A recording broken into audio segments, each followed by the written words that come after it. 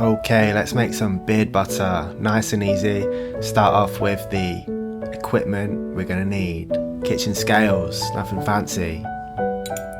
An assortment of utensils, spoons, rubber knife for scraping, even use a metal knife, some tablespoons, a couple of bowls, one big, one little. These are oven safe aluminium bowls.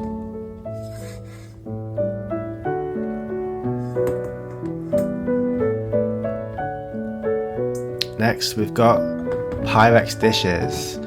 There's a lot of one big, one little in my beard product making. We've also got a tiny one for the essential oil.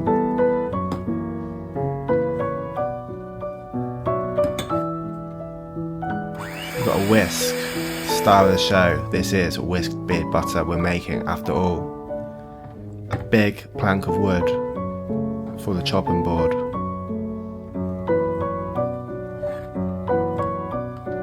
Now we've got our icing bag. If anyone's got a better solution than single-use plastic, I'm not Greta Thunberg, but I don't want to take the piss. So if anyone's got a better idea than single-use icing bags, let me know. Also, cut your icing bag bigger than I did, because that hole is too small. Tins, I'm using these 60ml tins. You can use anything you want. My personal use beard butter tub is plastic and it's in the bathroom, and I just dump that in there. These are for my business, so they've got to be smart. Ingredients, we've got mango butter, first of the solid oils. Nice organic mango butter from the soapery. Quality UK wholesalers, the soapery. Next is Shea Butter. Nice big tub of Shea Butter. This stuff looks like ice cream. Vanilla ice cream from when I was a child in the 1990s.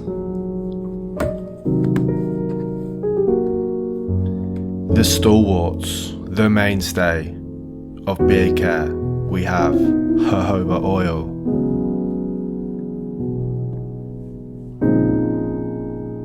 Golden. We have sweet Almond Oil, another beast of beard care. I also use it in lip balm and soap. We've got Argan Oil, the premium, made by the women of the Sioux Valley. I did a short all about that. We've got Avocado Oil. I have no avocado oil facts, but I'm going to learn some. We have Castor Oil, that is full of vitamin E and it's very good for your hair. The essential oil, I'm using sweet orange. You can use whatever you want. The way I work is I make batches of 10 beard butter. When they sell out, I make more. Sweet orange is sold out. Let's get the big plank of wood and the big knife. I think I left big knife out of the equipment. Get a big knife. Now let's start shaving the mango butter. Big slices of mango butter. Big but thin. We want it to melt easily, so you want to give the mango butter every opportunity to liquidate.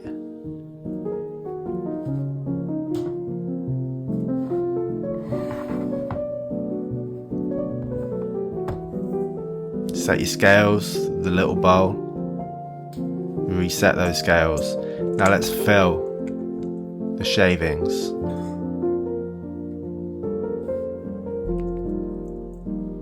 Get those shavings in your little bowl.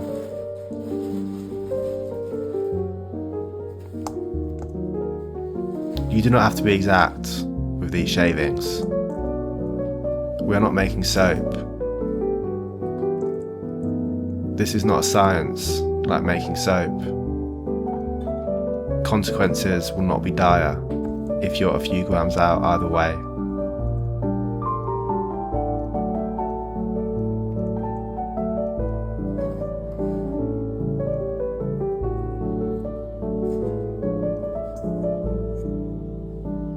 Now let's upend the little bowl into the big bowl.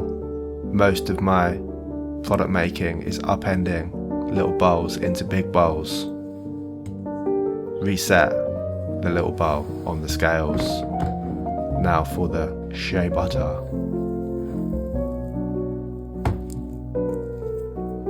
I'll say it again, it looks like vanilla ice cream. There's another type of Shea Butter which is solid. It's unrefined and refined. I have no preference. Whichever the soapery has in stock, I purchase. Now, upend the little bowl into the big bowl.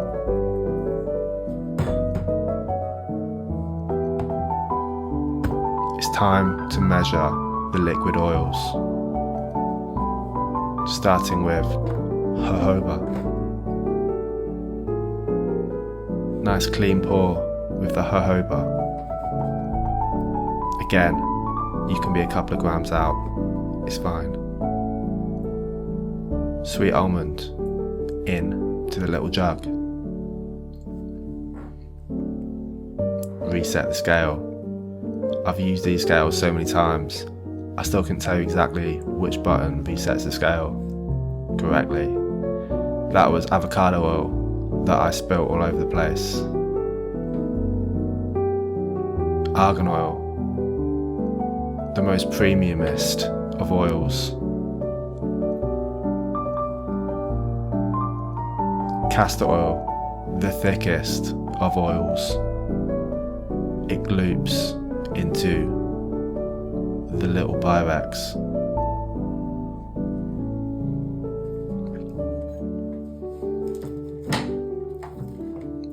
Thick golden oil. This, by the way, is how I make my beard oil. This now is my beard oil. That's the recipe.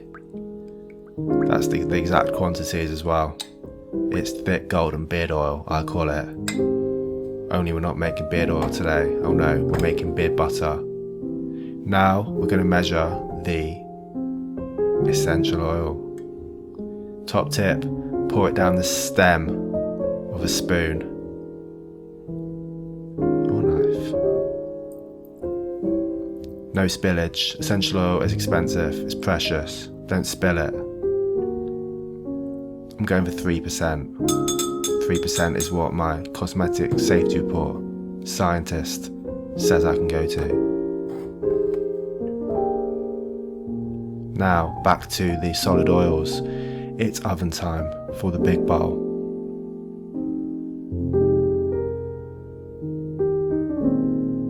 Don't go mad on overheating this oven. Nice and low. This is after 5 minutes of heating. Big chunks still remain. This is after 10 minutes of heating. Fewer chunks remain. 15 minutes, 0 chunks. We have full melt. Now, this bit is not to be skipped. You will stand there and you will stir that for 10 minutes. You will get maximum air bubbles into your mixture. There have been many times I've not done this stage. I thought, oh, I'll do it for a minute, that'll do. No, do it for 10. You'll appreciate it later when your beard butter is so fluffy and nice. Now, we've been in the fridge for an hour. You'll see that it's like custard with a thick top. You can just poke in there now and it'll be gooey like custard. It's time for the whisk. The main event is the whisk. Here I am confirming the gloopiness of it. Right, in we go with the whisk. going to leave the whisking in real time, 0 edits, so you can comprehend how long it takes to whisk the whisk beard butter. You see the custard-like appearance of the whisk beard butter. Don't grow too fond of this stage, it will not last long. It will soon be thick. It will soon start to resemble a pavlova. I've never eaten a pavlova. We do not have pavlovas in Peterborough, where I grew up. We did have custard though. It was in a tin.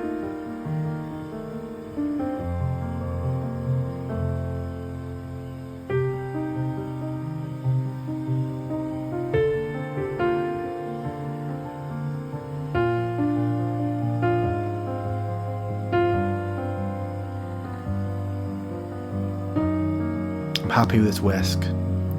There's been times when I was a more junior beard butter maker where I'd had to put it back in the fridge. There's no shame in doing that. If it's too runny still, put it back in the fridge. Just wait a bit longer. But on this occasion, because I follow all the steps, including the 10-minute stir, there's no issues.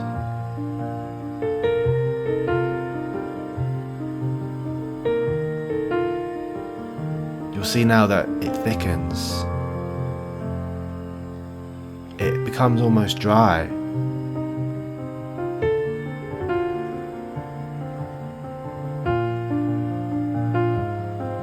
It comes to the point where it clogs the whisk.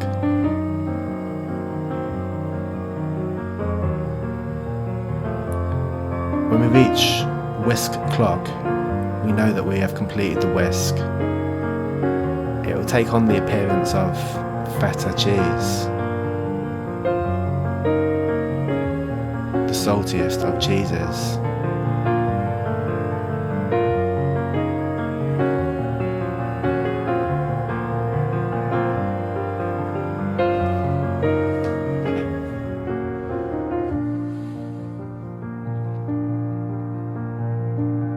Okay, in the essential oil.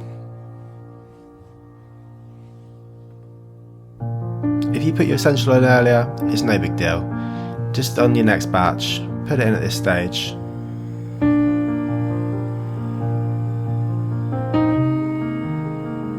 I put it in dead last because I want to maximise that sweet orange scent. Essential oil can be a bit flighty, you know, it doesn't take a beating well, it fades.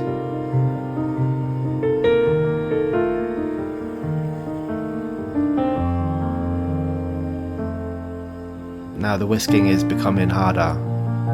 We're getting closer to peak thickness.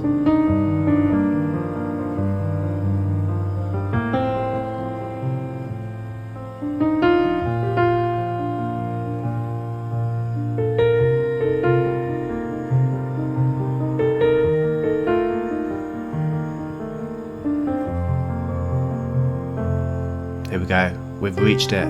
It's become clogged.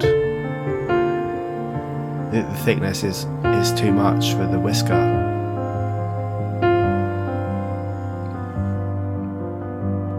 The whisker must withdraw. Now for the last appearance of the little bowl in this video. It has completed its duty.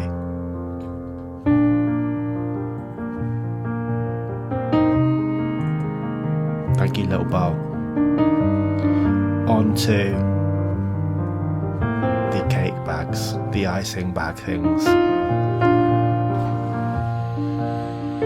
You'll see now why I should have cut the whole of the icing bag a little bit wider. I managed, but it could have been easier at this stage, as you'll see now.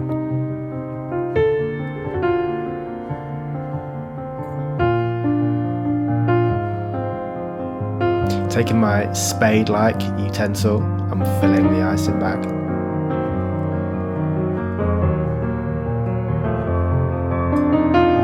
Is that a spoon? It looks too square to be a spoon to me.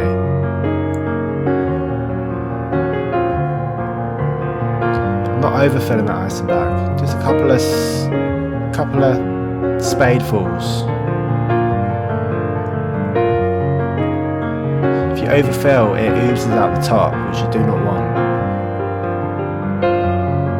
I've learned all this stuff the hard way over multiple batches of Whisk Beard Butter. Many happy customers. Now for the fill. You'll see the farcical nature of filling this on a smooth surface. You kind of have to chase it around. Maybe put a bit of blue tack underneath that thing. I'm filling from the bottom here. I want it to be completely full of Whisk Beard Butter.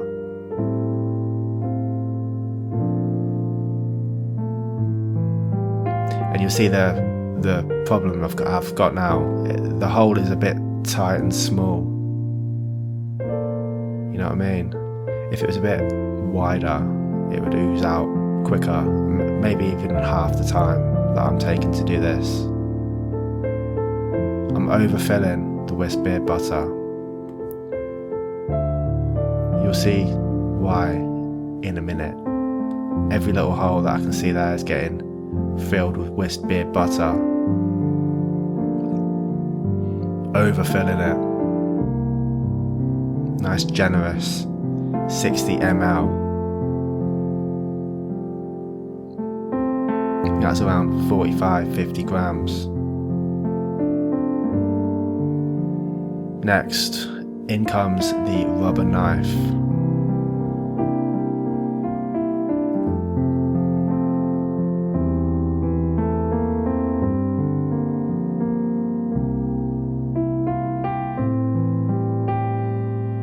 And like a plasterer, I'm scraping the Whisk Beard Butter, smoothing the tin, filling all holes,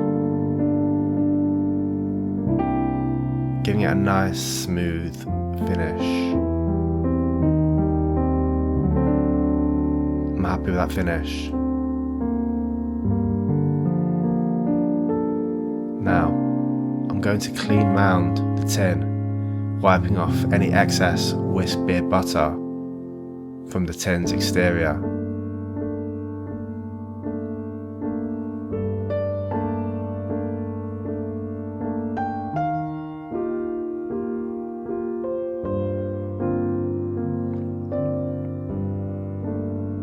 We're looking nice.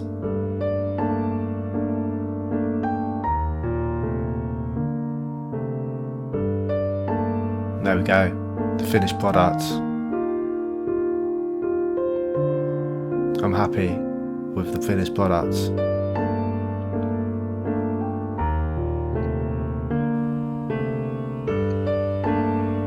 There we have 10 tins of Whisk Beard Butter.